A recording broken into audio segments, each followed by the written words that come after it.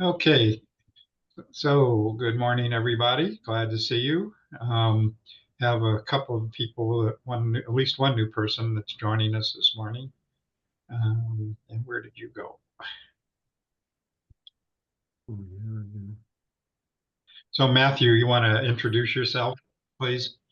You did to me, but now that everybody's on board. Absolutely. My name is Matt Malik. I'm with Coconino County. I'm going to be helping out with the broadband initiatives up here. Basically, I'm part of the IT department. I work for Matt Fowler and Helen Costello. You may have met them in previous meetings. I'm currently the business applications manager and special initiatives. I'm not quite sure how long I'll be assigned to this, but in the interim, I'm kind of helping them out with it. So glad to be here. Great, thanks, Matthew. Welcome. I don't see our other presenter yet this morning. Hopefully he will be dropping in. In the meantime, let's start. First of all, the agenda for this morning, assuming that Tony makes it here this morning, um, is to include an update by Tony Conover, who's the owner of Conover Industries, and he was going to talk about broadband initiatives in Yes, Cochise County as I'm well. here. Oh, there you are, Tony. Sorry, Good. the burden of working in multiple time zones is that I forget that Arizona does not deal with daylight savings time. So in my calendar, it still says 9:50, and then Okay. I just realized, yeah, that was incorrect. So I apologize about that. No problem. We'll get to you in just a moment, All Tony. right. But I'm glad to see that you are here this morning. So we're going to hear from Tony about broadband initiatives in Cochise County, as well as some of the cybersecurity work that he's doing. And then we're going to hear from Kendall Lewis. Kendall's been here and joined us before, but he is with Mission Telecom, and he is, if I'm correct, Kendall, the Giving Grants Manager. Is that the correct title? That is correct. Cool. So we'll get to you in just a couple of minutes, and then we'll hear from our longtime friend Randy Leaning to get a quick update on what's happening in Washington, or what isn't happening, as the case might be, in Washington. And then we'll also hear from Lucy Howe about our task force, our healthcare task force. So that's kind of the agenda for this morning. Anything else that I need to, there's probably some other announcements that we need, but if there's nothing else, excuse me, I'm going to go ahead and get started. Did I miss anybody else that's new this morning? Yeah, good morning, Steve. I'm new to this group. I'd like to introduce myself. My name is Mark Breen. I'm the Chief Technology Officer for the Vail School District in Tucson, Arizona. And I found out about this meeting from my wife, Jessica, who's involved. In addition to being the CTO, until really recently, used to also run a WISP, which Jessica is still involved with. And just really involved in broadband, connected with Sun Corridor Network as a partner. We work with them as one of our ISPs and some other things. Recently launched EduRoam, and so trying to push that out in Pima County, and just excited to hear about all the great things this group is doing. Oh, good. Well, thanks, Mark. I knew the name Green sounded familiar, so I apologize, but I'm glad you're here to join us this morning. Yeah, thank you. Okay. So let's just go ahead and jump into the agenda this morning. And so, Tony, I'm going to just turn it over to you and give us an update on what's happened in Cochise County and the cybersecurity work you're doing and so forth. All right, sounds good. So again, Tony Conover, I've been here for a good amount of times. I do have a slide that I can show, so I'll Okay. try to share, and we can walk through it. It's nothing. I just mainly, so I do. I started this. So I've been on boards for NAACP, a lot of different foster care agencies, et cetera, and so.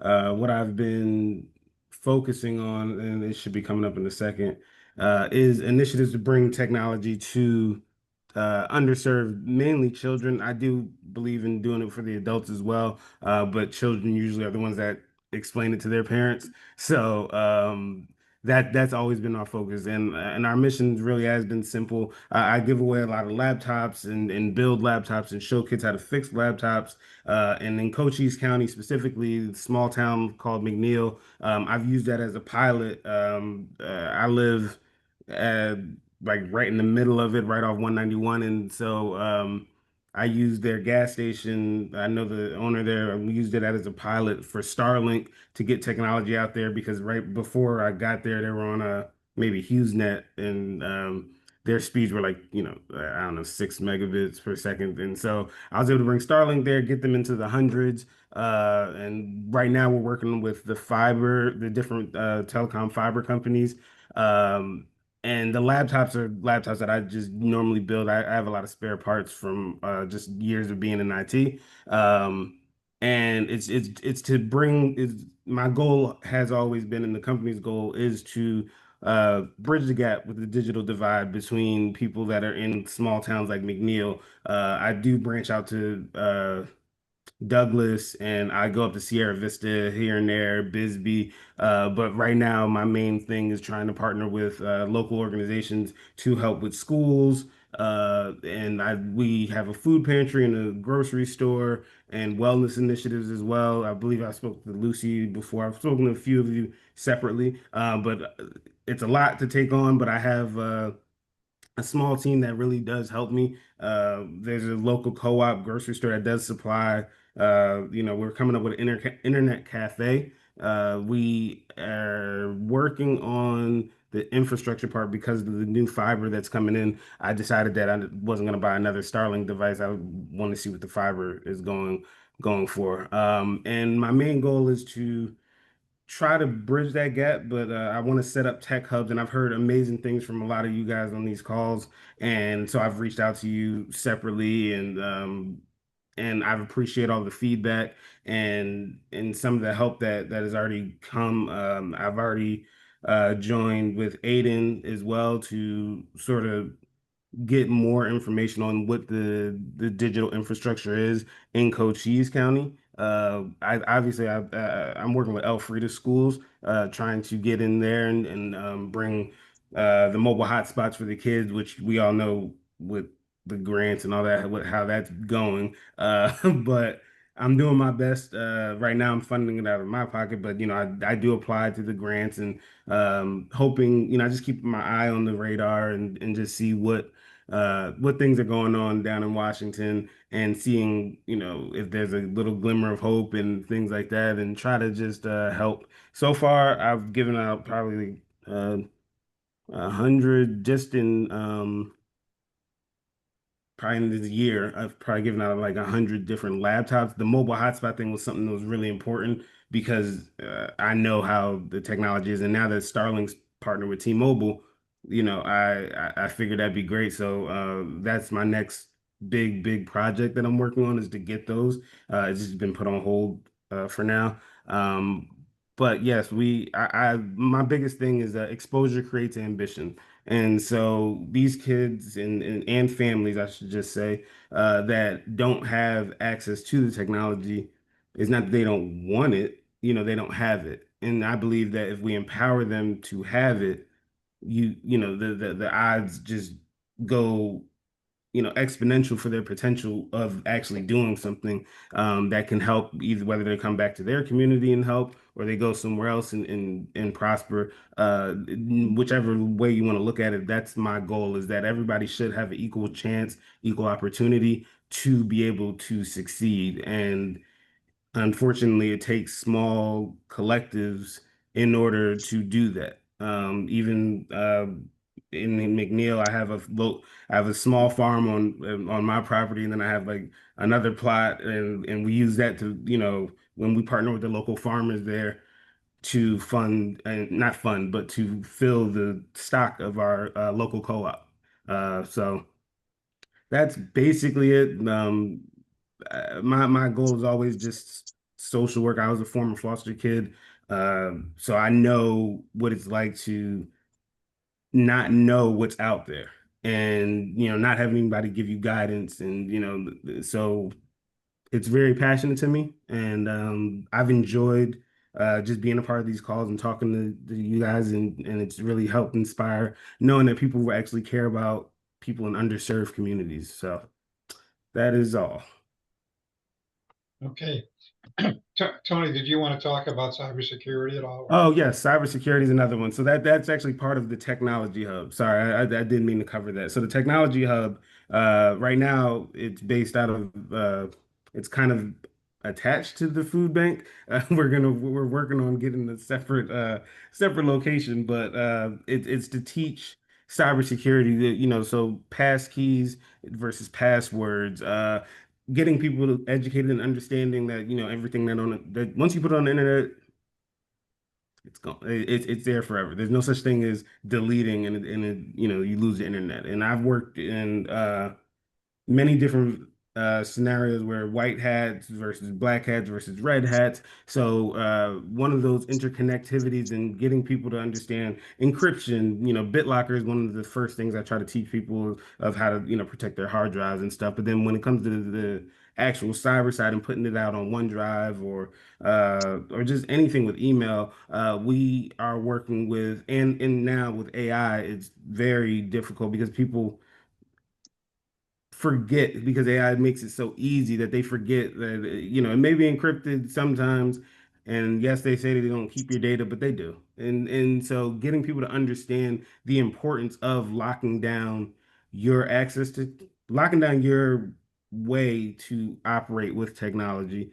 Also, antivirus and the easiness of ransomware. And now with AI, it's become even worse. AI has now got into the LinkedIn world, and people are taking job interviews, giving their information to what they think are employers, and it's an AI driven one, and it's just stealing your data. So, showing markers and coming up with trainings for people to see how dangerous technology can be, but also promoting how good it is if you use it the proper way.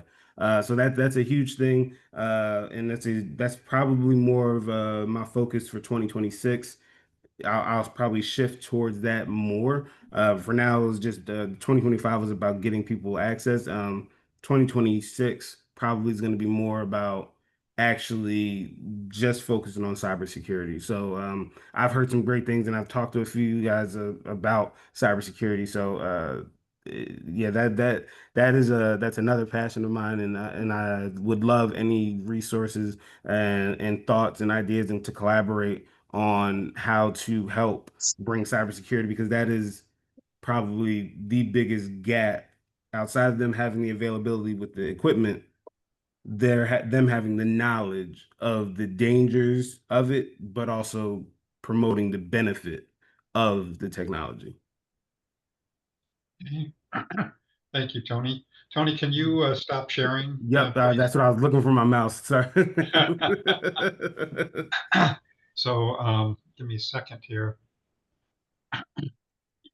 Gallery. Okay. So anybody have anything they want to share with Tony? You've heard kind of what he's interested in and some people he'd like to collaborate with. Anybody want to share anything with him? Hey, Steve, it's Heather. Tony, I'm happy to collaborate with you. I'm with Valley Telecom. I'm office out of Wilcox. Let's set up a meeting. I can come down and see you, and we can see what we can do together.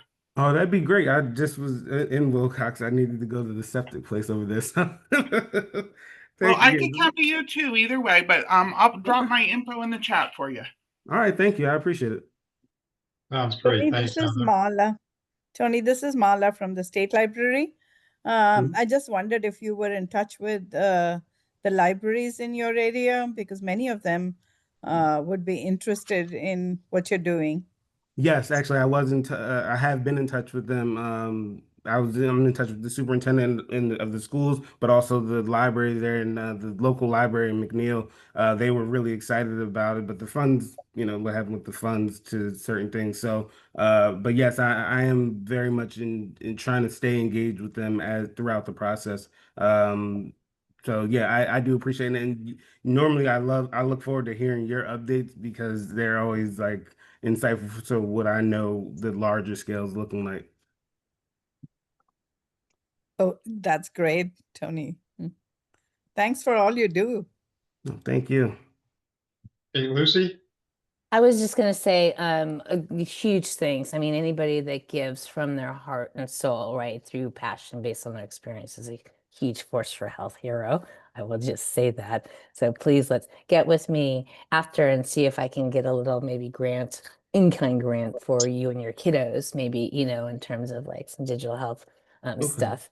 Our show later today is going to have a hyper focus on Cochise County and Sierra Vista. Heather's going to be on it. So I would encourage you to pop on or watch from YouTube or Facebook or something, and maybe make some comments, and we'll bring you in. We'll bring that comment in, and you know, however we can share. Which brings me to the point, Steve. Part of me is like, after all these calls, there are so many great quotes that I want to kind of share and tag, you know. But AZBSN doesn't have, like, I would love to see AZBSN with a LinkedIn page, so that we could tag these wonderful, you know, takeaways and quotes to LinkedIn, which is kind of a big, I don't know, Paul, if that's up to your platform type. It's like saying that everything's so antiquated. But that's just my suggestion as I'm thinking about it, because that would be a nice place to just tag, you know, like people like Tony. I'm just saying. It's a good idea because then people would see the conversations that you're hosting here, Steve, and they would see the content and some of all the reputable people. I don't want to say some, but you know, the brain trust that you have with discussions here daily. If we put 2 or 3 quotes out a week on the LinkedIn of what had happened in the meeting, I think that would gain some traction. Great idea, Lucy. Yeah, actually, I've been thinking about that lately, Lucy. We actually do have a page. I just never use it. I'm not a big fan of, but nonetheless, well, I'll definitely be open to doing that. You got some power LinkedIn people on this call. So Yep. even if you're not, Kelly is awesome, freaking Aaron's awesome, you know, just posting and tagging is powerful. So and in the same token, I'll just say is, you know, sometimes when I want to put a direct link to like the AZBSN website, I am defaulting back to the Arizona Tele, which is fine, you know, because it's the entity under and it still is there, but sometimes that funky URL that goes directly to the AZBSN is not kind of totally shareable or link friendly, is all I'm saying. Okay. Sounds good. Okay. Anything else before we move on? I take that to be a no. First of all, Jay Calhoun, I see you joined us. You want to introduce yourself, please? Oh, yes. And I apologize for the lateness. Took me an hour to get here. I think snowbirds are back on our part of town. And then I hit the railroad in Tucson, which stops traffic as well. But thank you. Good morning, everyone. My name is Jay Calhoun Zenzen. I am one of the principal assistant city attorneys with Tucson. I've been here for about 6 months. Before that, I was in private practice up in the Phoenix Chandler area, doing IP, tech contracts for some of the larger nonprofits and corporations around the US. Okay. Moving on, where did he go? There you are, Kendall. So you want to kind of you're a good transition to what we were just hearing from Tony. You want to go ahead and introduce yourself, please, and take it away? Happy to. So hello, everyone. Hello, good morning, good afternoon, good evening, wherever you happen to be in the world. Most of you, I imagine, are in Arizona, of course, but if you happen to be traveling, I just want to make sure to give that space, of course. My name is Kendall Lewis. I'm representing Mission Telecom Giving. It is a C4 broadband provider across the country, of course. Partnership with T-Mobile allows for us to sell broadband access to schools, libraries, nonprofits, and utilize that revenue into the foundation and grant making that we do on the other side, kind of a wraparound social impact. And And so on the grant making side, of course, we fund a few different pillars, kind of buckets of the different places where we like to invest our money into making the social impact we want to see in the world. And I'm happy to go through that, of course, in a quick presentation to get everybody a chance to learn a little bit more about Mission Telecom Giving. Now just give me 1 second to find my presentation and then I can actually give it to you. But I just had it open too, and now it's gone. 1 second. There we While go. you're doing that, so Mission Telecom has been popping up all over the place, and which is a great thing. Great work that you're doing and getting the word out and connecting with people. So that's really great that you're doing that. Well, thank you. We are incredibly proud of our model. And so as folks can hear, it probably is a little bit different than most folks have heard before. Our closest kind of like emulation is Credo Mobile. If folks are familiar with that model, of course, they had a kind of participatory grant making that happened along with their membership. And so if you signed up for, of course, a membership with them or a plan with them, you had opportunities to give your input on to what revenue they would be using towards grant making they would do for different 501c3s mostly. What I'll get to in a second once our presentation pulls up is that we lean primarily C4. And for folks who aren't familiar, of course, 501c3s are your typical charities that you're thinking about: food kitchens, pantries, churches, things of this nature. A little bit of a different incorporation, but the nature of the charitable efforts that you're most likely familiar with usually fall under the bucket of 501c3. They are very limited in their opportunities to do lobbying, to do advocacy work, at least in the Beltway kind of policy type of work. And so there's a little less punch that these particular groups can do and the type of impact that we ultimately want to make. On the 501c4 side, of course, it allows for greater lobbying, kind of legislation, talking about candidates, pushing candidates if you have a bench of folks that you're trying to transition through to run for office at a certain point. You can endorse candidates through that particular medium, all if you're following in with the compliance, of course. But we lean C4 because it's a rare funding in the field, and we want to make sure that the groups that we do support usually are grassroots organizing groups who are mobilizing different marginalized voters. We want to make sure that they have the teeth to talk about the issues that they're mobilizing people around, right? And so we can talk all day about reproductive rights and whatnot, but if we can't actually talk about the candidates who are voting for the legislation that is preventing us from having that, then it's a little bit less of a conversation that we can have in terms of what is the call to action and what can we actually do about it. And so in that way, we lean towards giving C4 monies to these different communities, allowing for them to have some of that more punch, so to speak. But yes, my presentation isn't for whatever reason loading for me, so apologies for that. I always love to have a visual because it's just easier to kind of follow along with. If it ever does pop up, of course, I'll put that in, but let me just go through a quick spiel while I have a captivated audience. In any case, so again, so I've just kind of talked through a little bit of the kind of high level of Mission Telecom Giving, of course. And so firstly, let me, before I jump into this presentation, just to make a quick distinction. And so Steve talked about Mission Telecom. We are trying to expand our reach as much as possible. We are looking towards the different regions we can get into, having a whole bunch of different conversations with folks around what opportunities are available to provide broadband service to folks.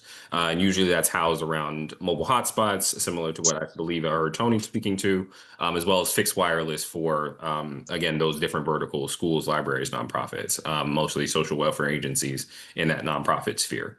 That is completely independent of the operations of Mission Telecom Giving. So Mission Telecom Giving, again, is what I'm representing. It is our grant making work. And so we do utilize the revenue that comes out of that broadband operations, but the operations themselves, the mechanics, the process, completely independent. And it's important for me to say that because if you are having conversations with some of our representatives from Mission Telecom who are doing the broadband operations, that is going to be a completely different channel than it would be in talking to me about potentially receiving a grant for any organization, nonprofit that you're representing. And so I want to make sure to say that up front.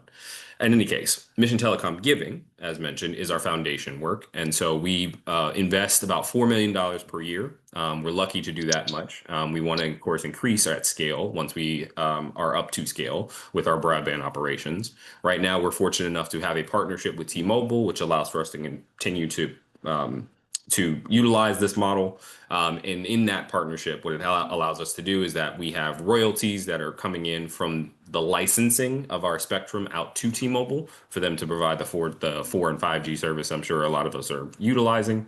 And so with that, we're making royalties from that partnership, as well as a part of that partnership, they give us what we call cost-free accounts. And so the fixed wireless that we're able to sell, the connections through our hotspots are coming from a part of that connection with T-Mobile, and allows for us to resell, of course, for profit, and then utilize that revenue towards foundation and grant making. In any case, so through that partnership, we do have monies now. We're looking to, of course, continue to build our operations so we can continue to grow to scale in terms of the investment that we want to make. The investments we make right now are firstly multiracial democracy and power building. This is essentially what I was talking about before in some of these grassroots organizations that are building from the ground up, really mobilizing voters who don't necessarily have the kind of commiserate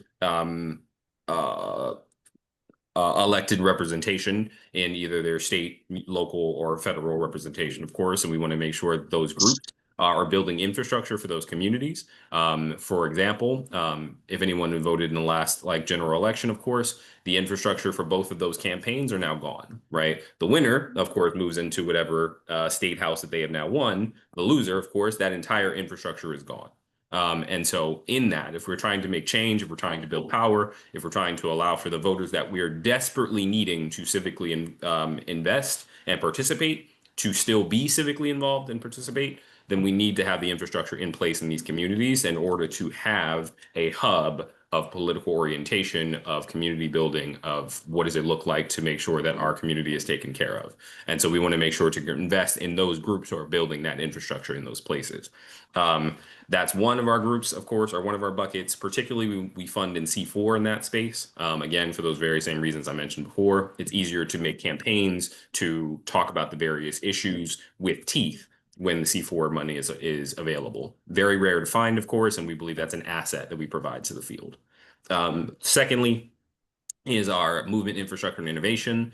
Essentially, as a catch-all for us, it allows for us to fund at the ground level. And so there's a lot of things that are very essential and foundational to movement work, but are not necessarily easily funded. Things like data, research, capacity building, compliance, legal support, professional development, things of this nature, right? Things that aren't necessarily programmatic, but are very important in terms of building an actual organization that can rise to scale and make the impact that is, of course, housed in their mission statements. And so we also believe that this particular pillar allows for us to be a hub for experimentation and for innovation. A lot of our grantees, we have about 50 right now. And so we just completed our third iteration, rather, of our portfolio coming up just past spring. Our next one will be launching in January. And so we're doing our evaluations as we speak. We'll be moving into launching our next RFP in January, with awards going out in April. That's particularly because some of the feedback we've gotten in this industry in philanthropy is that we want early monies, we want multi-year monies, and we want to make sure that these things aren't restricted to any particular program. We want general support operating so we can make sure that, one, we can keep the lights on. We're very practical in that way. And then secondly, that we have the trust from our funders that say, we know what we're doing, we know what impact we want to make, and please give us the full toolbox to do so, right? Rather than hamstringing us to this particular program, which may be great, and trust me, we're very proud of it, but the nature of things is that we may have to shift in the nature of running an organization, which I don't have to tell any of you, of course, in the day-to-day operations of how to get the impact and the results that you want. And so in that respect, we do have that space to allow for folks to say that, hey, we have an idea. We don't know if it's going to work. We don't necessarily have the KPIs and the metrics. We have some kind of preliminary things, but we want to make sure that we could try this to see if it actually pushes the envelope, if this moves the needle in ways that we haven't been able to do so before. And so a lot of our groups, as I mentioned, about 50 of them, are largely women or BIPOC led or both. And in respect of the history of this country, a lot of the folks who are leading these organizations don't have the opportunity to fail at all, right? They also don't have the opportunity to fail forward. And so we want to provide an opportunity to say that we trust in your leadership. We trust in what you believe could be supportive of movement. And we want to be a trusted hub to allow for us to have those dynamic conversations what do moonshots look like? What do experiments look like to change the outcomes and the material conditions of some of the communities that we're serving? And so that's the secondly. And then thirdly, what brings us to this particular conversation is telecom justice. So telecom justice, of course, just looking at digital rights. Right now, we've honed that in. We've had historical fights in net neutrality fights. There'll be conversations around digital rights and surveillance. Right now, we've honed that particular pillar into looking at the affordability of broadband, given everything that's been happening recently, of course, with the ACP, Lifeline, E-rate, DEA, and now BEAD. Of course, all of these things are in flux or in hiatus or have been completely eliminated. And we want to make sure that that there is at least a foundation for folks to have access to broadband and have affordable, effective, useful broadband access and wherever they happen to be in the country, particularly focused on rural and tribal areas. But the nature of things is policy is going to affect us all. And so how do we have those conversations around what does BEAD deployment look like? How do we continue to cement the funding streams that are going into USF? Is there a place to bring back the funding for ACP and things of that nature? And so in that respect, we are funding at the cross section and the equilibrium between those who are focused on telecom policy generally, and then also who have a lens of racial, social, and economic justice, right? We've been able to find a lot of groups who are focused on that former, right? Like how do we look at telecom policy? Those who are very much so involved in the weeds of tech, in the weeds of broadband and things of that nature, but aren't necessarily looking at it from a lens of how does this support community? And so we want to make sure when we find those intersections, those are the folks that we're looking to highlight and emphasize in our work. And so those are the three buckets, of course. As mentioned, it's about $4 million annually that we're able to give. We're hoping to scale that to beyond 20 million whenever we can. But right now it's the nature of like, how can we continue to cement the broadband operations are like kind of more for-profit arm and apparatus. In any case, I think, as mentioned, we are launching our next RFP in January. We only do one RFP per year. But what we do, as well as a part of our mechanics, is that we always have set-asides for opportunistic funding, which is essentially rapid response funding. And so there's plenty of different cases that have come up and come across our desk that don't happen within the January to April timeframe. And so we want to make sure to be agile and to be able to be agile when some of these things do happen. For example, we don't have a regional focus. I'll say that now. We're looking nationwide. Our grantees run the gambit of the country. We do have a particular kind of project, so to speak, and that's probably not the best word. I'm probably like not couching that in the right way, but in any case, we've been looking at creating a greater footprint of our grant making in the South, noting how much policy comes through those appeals courts, the circuit courts down that way, how many things and how much the material conditions of the folks living in the South are either underinvested in or erased or invisibilized or overlooked or whatnot, under-resourced, any probably buzzword you can use, is happening in the South, right? But also on the other side of that coin, there's a lot of fodder for resistance, right? Historically and currently that is happening in the South. And so we want to make sure that we're supporting the groups that are moving and mobilizing groups down that way. And that we can continue to support how we're changing the material conditions. A lot of the groups, like I said, are focused on advocacy in the electoral space, in the political space, but we're not necessarily funding particularly for political movement. And I make that distinction only because a lot of our groups run adjacent to it, knowing that to make broad change, to make impact, you are going to run parallel, if not run directly into our political system, right? But the nature of things is that there's a lot of things that are the material conditions of the folks living in the South are changed by a lot of things. And so we want to invest in the groups who are looking at it holistically, looking at it wrap around. And so we've been invested in Mississippi after an opportunistic funding opportunity that came up around a governor's race that was going to change the landscape of Medicaid in the state of Mississippi. And so that is an opportunity that has come across our desk. Like I said, we don't necessarily get involved in political races particularly, but when there's an opportunity to really move the needle on something and make a broad impact, then is a conversation that we do have in terms of investing there. And so Mississippi is one, North Carolina after this most recent election, we wanted to get involved in as well, or most recent general election, I should say. And so we have kind of footprints that we're building and roots we're deepening and developing there, but we don't have a regional focus, just to say that much. But all that to say, we do have opportunistic funding for, again, for any opportunities that do arise that say like, hey, there's something going on right here that we really want to make sure that we're involved in. And those are set asides we have as well. That's kind of a really high level overview of exactly everything. I promised I wanted to give a presentation, but for whatever reason, it's just the file seems encrypted or something or what have you. So I can't pull it up, unfortunately. But I will send it afterwards. That way the folks have an opportunity to kind of like reference it in front of them. But in any case, I'll pause here for questions. I think that was really quickly kind of a very 30,000-foot view of things. But if anybody has questions, I'm happy to answer. So Kendall, I don't know whether it's, through your arm or through Mission, but one or both of you guys are actually working with Samantha Shartman and NDIA and their alt funding effort. Can you talk a little bit about that? I don't know if that falls under your bailiwick or not, but that's a really important effort that's going on right now. First and foremost, bailiwick, word of the day. Secondly, happy to respond to that. And so, yes, so we are working with Samantha Shartman, excuse me. Thank you for that reference. One of our opportunistic funding opportunities was our connection with Samantha.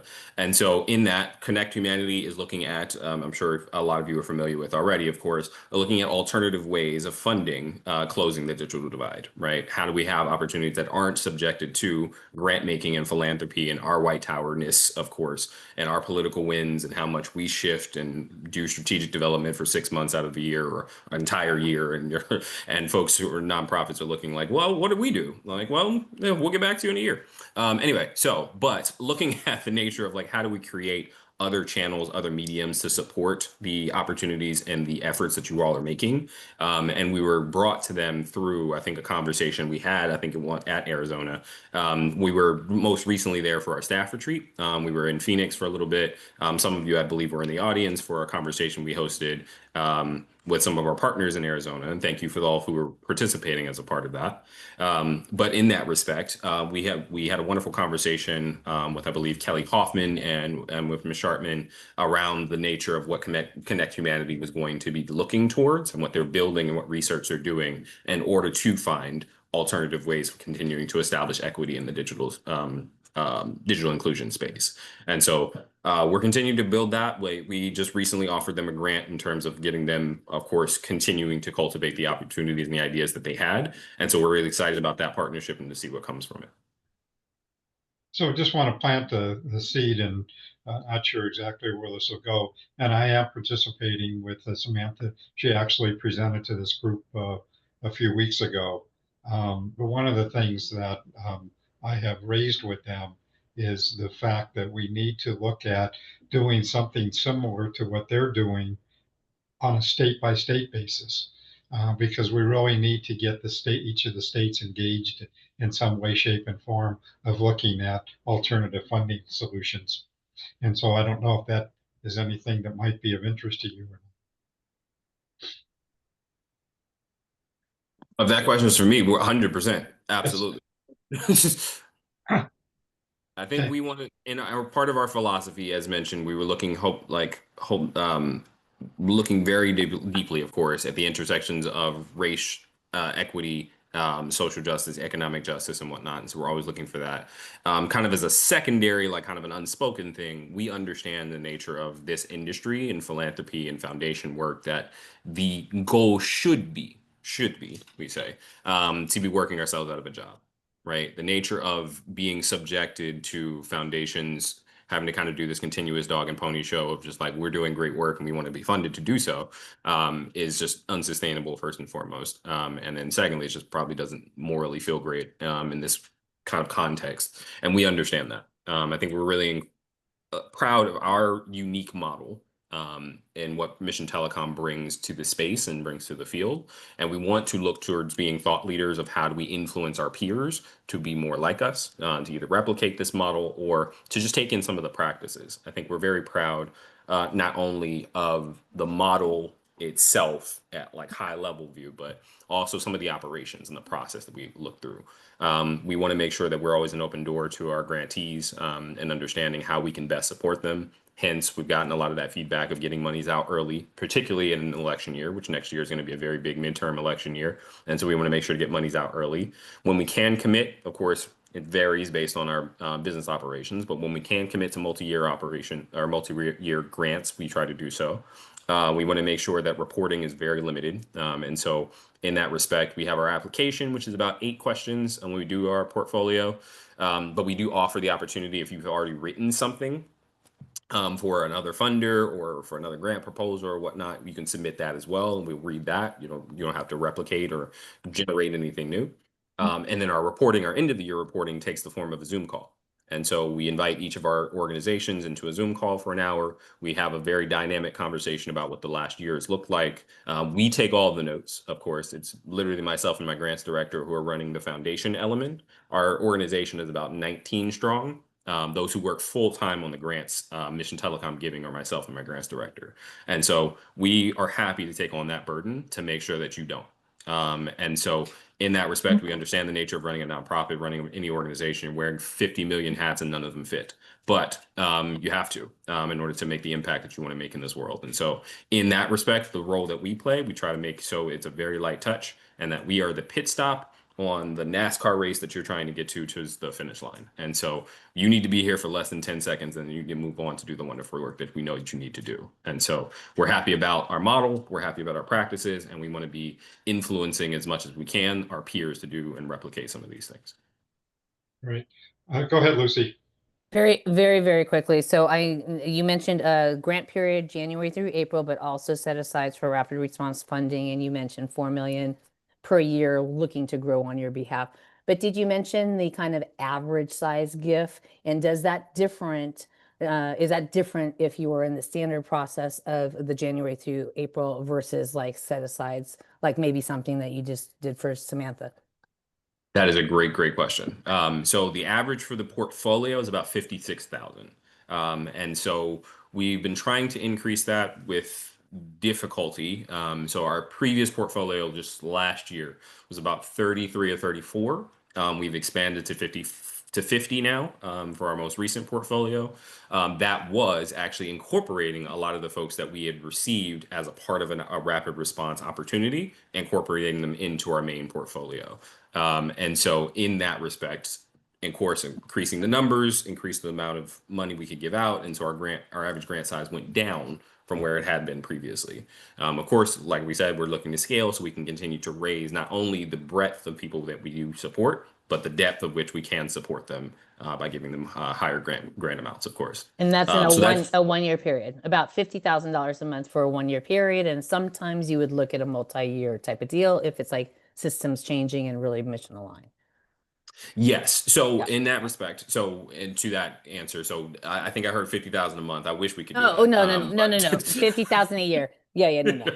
I wish. I swear we could. We would be changing some things real quick. One would hope anyway. But yes. So yes, the average grant size, like I said, 56 per year for our grantees. We're looking to expand that. Yes. It's different relatively to our rapid response. Our rapid responses are a little bit more dynamic in terms of it varies a lot depending on the opportunity. For example, there was one recent grant we've given out for 10,000 that was around a cybersecurity issue. They needed to strengthen a particular part of their organization that they didn't see coming.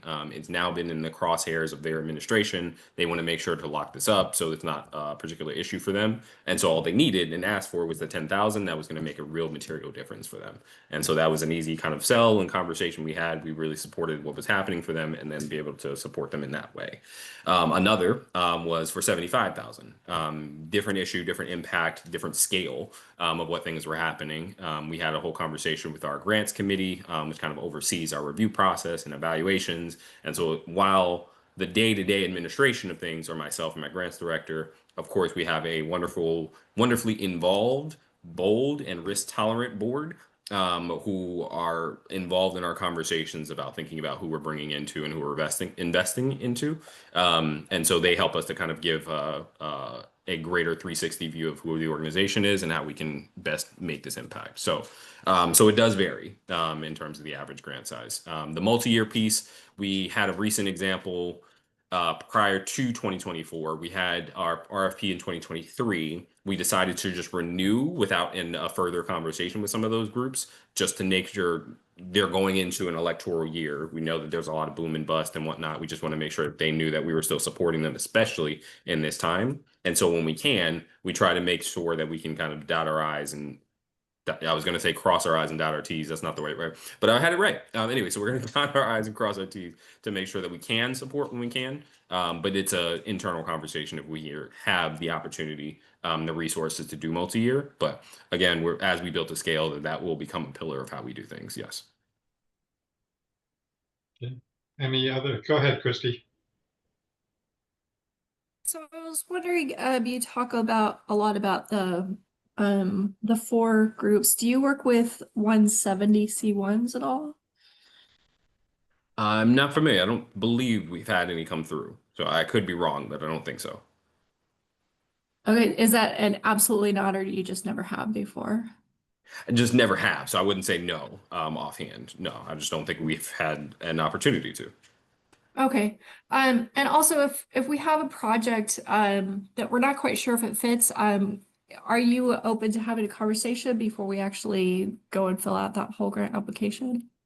Absolutely. So that's one thing. That's another thing we do. So I'll say that, and I didn't say this before, so thank you for that kind of prompting.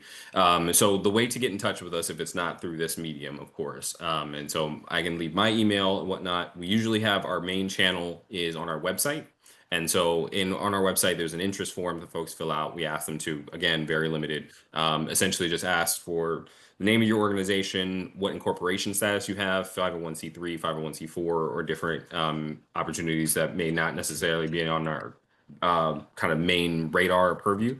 And so we want to be open to conversations about different incorporations. So we've had a conversation recently of like if we can be funding LLCs as they try to look towards being multi-entity organizations. Folks who have started as a C3 have then built out their C4, want to have their own PAC as well, are building an LLC to kind of do a for-profit arm to fund their operations, some of these things.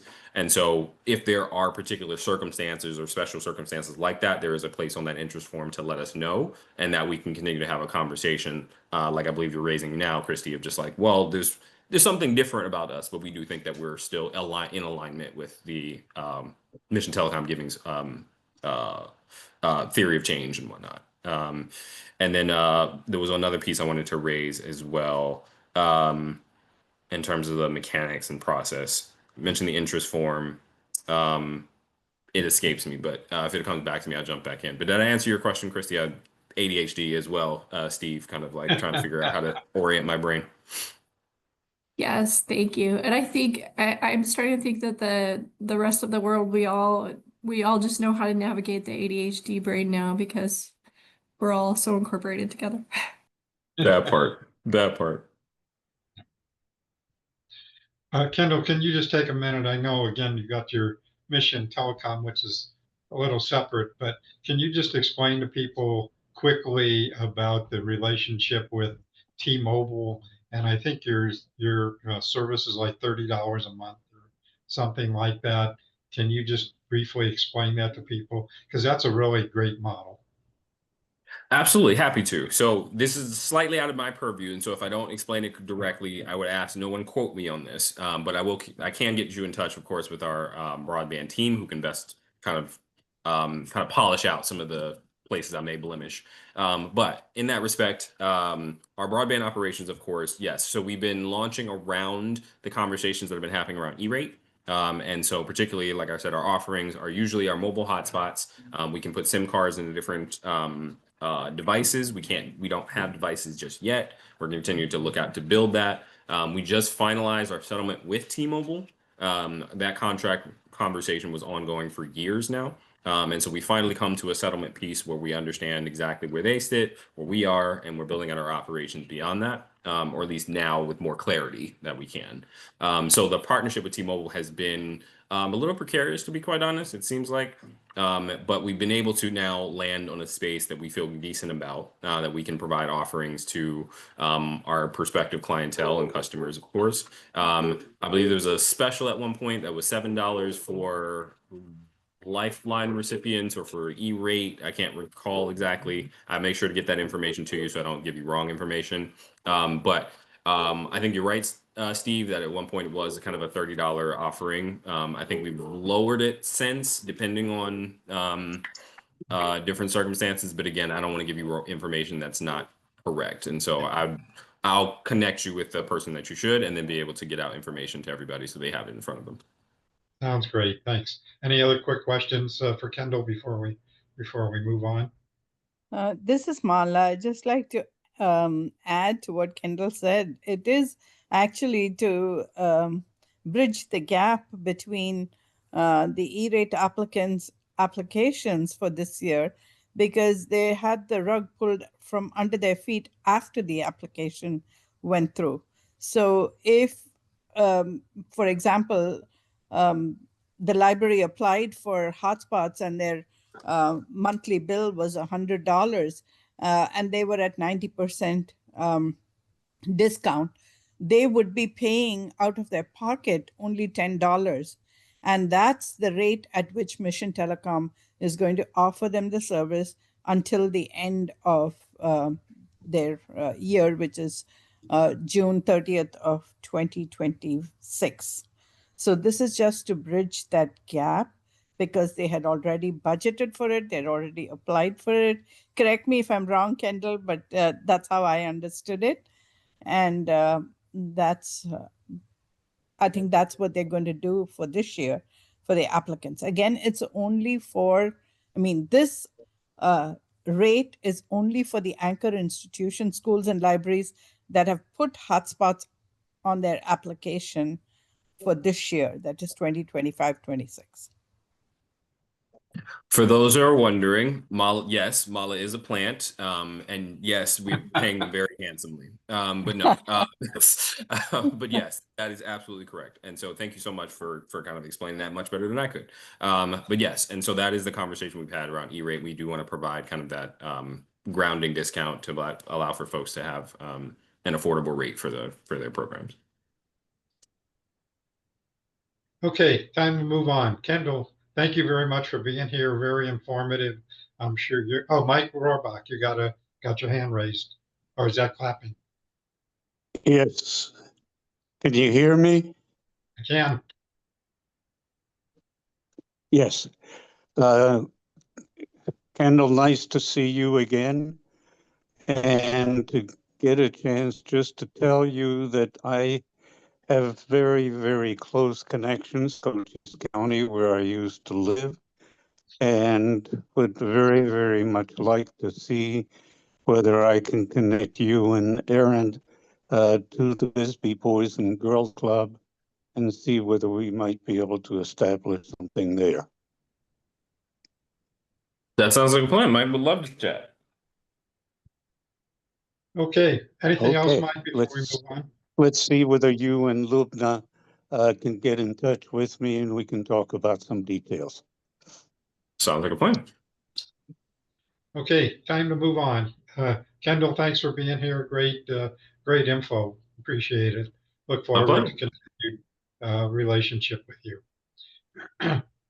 And so, Randy, you're up next. We're glad to welcome Randy back again, and particularly after all his fun travels that he's been doing, and try to get a quick snapshot of what the heck is going on in Washington, or not going on, as the case might be. So you're on, Randy. Okay, good. Well, thanks, Steve. And yeah, I've been on the road for about a month. So I had two things that I think are sort of noteworthy that I wanted to highlight. And I know we've got a packed meeting today, and I'm just going to show a screen just briefly. So one is just where are we in terms of bead numbers and so forth. And right now, there are 56 eligible entities. 53 have reported and in some fashion. And of course, September 4th was the BEAD due date, and there were exceptions. California is the big sort of outstanding entity. But one thing I wanted to do is just highlight to people some of the good information sources. So so Jake Noonan at Broadband Breakfast tracks all of this stuff, and I think many of you have seen his data wrapper. That captures a lot of stuff. There's also a piece by Connected Nation that does a good job visualizing data. And one of the interesting pieces that has come out, and I'm going to drop all these in the chat after I finish talking here. But one thing that's extremely noteworthy is a piece by the ACLP, which is an organization, is an institute, as part of the New York Law School. And what they've done is they've sort of led they've been very helpful in digging out data at a state by state level and pulling together kind of a national picture, and also sharing the data. So they've done a lot of data cleaning. This is an article that sort of describes some of their conclusions. And so they're sort of operating on a narrative that the number of unserved and underserved has sort of shrunk, and that there are likely to be some significant numbers that are sort of left undone after BEAD for a variety of reasons. But what I think is really useful and compelling about some of their work is just that they've done a great job of collecting the data, and you can link to that from this article. A couple, one other, big event in Washington is there was an FCC meeting on the October, I think it was 27th or 28th, and they had a bunch of topics, but one of them was about consumer labels. And when we look at things that are important in broadband policy making, we often think about access, which is does someone have coverage, and the other is affordability. And if you want to do any kind of policy work in affordability, you need to sort of have some understanding of pricing of broadband services. And one of the few ways, there are actually two ways of getting at that. The FCC has an urban rate study, which is excellent, but it focuses on urban areas. The other piece is there was legislation that was passed into law and fully implemented about a year ago on what they call consumer broadband labels. So an ISP is supposed to display this at the point of sale. And what's very important right now is there's a move at the FCC to claw back a lot of these requirements. So currently, an ISP is required to make this data available in a machine readable format. And right now, there's an NPRM on the street, and I believe that there's going to be an upcoming comment period. But this if it moves forward, it would be kind of a huge clawback of just the data that's actually available to the public to make policy decisions. So what I'm going to do is I have I have a bunch of links that I'll just drop in the chat, including some documents. And I know we're closing in at the end of our call here, so I thought I'd do that, and you can read them offline. And but it's just an important thing to call to people's attention. Okay, is that it, Randy? And that's it. Yes. Oh, Steve. Yeah, Mark. Yeah, Mark Goldstein, International Research Center and ATIC. A couple of other federal things going on. One, of course, NTIA is in the middle of reviewing those 53 applications on their 90-day shot clock, and there's a significant pushback on some of the higher cost per broadband serviceable location proposals from probably most, if not all, of the state and territories applicants. So shoe to drop yet to see whether NTIA will accept arguments being made by those broadband offices in support of high-cost applications, unknown whether they will truncate or otherwise demand changes in some of those. Further, there's been rumblings from NTIA that they will not provide funds to states that have and territories that have affordability laws and requirements. And that's kind of a bugaboo that's just come up. And further, they're asking the broadband offices and their government entities above them to sign agreements. I know one of the tenets of that agreement is that they won't accept operational funding for the BEAD funded networks from government or grant sources going forward, and a number of other conditions. And I've already been seeing pushback on that desire by NTIA for the pledged tenants. Sorry, maybe Randy knows more. There are a number of tenants in that pledge. I don't have them all at hand. So just some insider baseball going on there. I thought I'd give a taste of to follow Randy's analysis.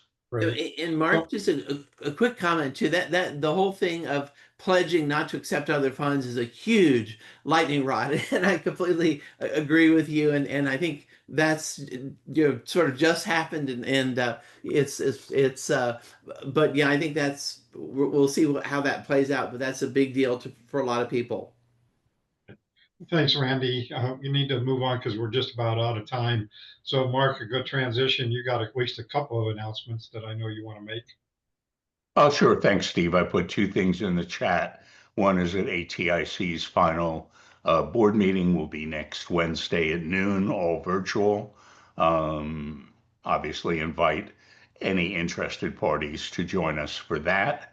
And then on Friday of next week will be Big Data Southwest's annual National AI Data Center Summit out in Chandler.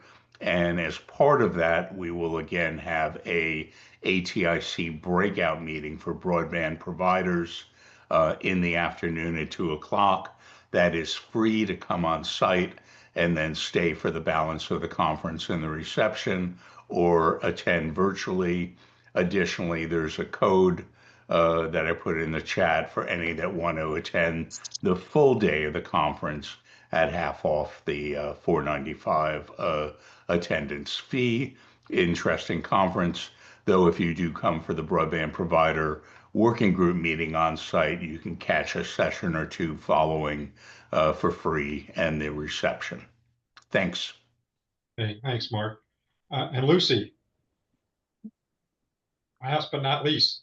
Okay, I will go ahead and just post to the chat everything that we wanted to say. I apologize. Last week, the 5th week in October messed me up. And so I thought, anyways, today is the first Thursday of the month, which means that this is when we have our new My Healthy Broadband Live episode. So that's at 3:00. Special thanks to Heather and Kelly, who I believe are still on this call, along with new incoming president of the Arizona Rural Health Association, Carrie Foote. So we will be, and of course, my trusted co-host, Steve Peters, and we will be live on all 3 platforms, YouTube, LinkedIn, Facebook at 3:00. Highly encourage you guys to pop in if you happen to be watching live like Mala did last time. She was very active with her comments on the platforms, and they were always valuable, as we all know Mala's comments to be. So we will pull those comments onto the show, and we would have the opportunity to talk and interact with those. So when we say interactive live broadcasts, that's what we mean. Watch from the live broadcast. If you can't watch live, don't worry about it. You can pull it up later and kind of watch it from the YouTube or whatever platform. And then our bi-weekly task force kicks off again next week. So the 2nd and 4th weekends or Thursdays are our Health and Education Arizona Broadband Stakeholder Task Force. So looking to tee up a couple more cool projects within the libraries, within the schools, and within rural. So that's it. Hey, thanks, Lucy. No problem. Any other quick announcements, comments before we end for today? Going once, going twice. I do believe that we then are done for today. Thank you all. See you next week. See ya.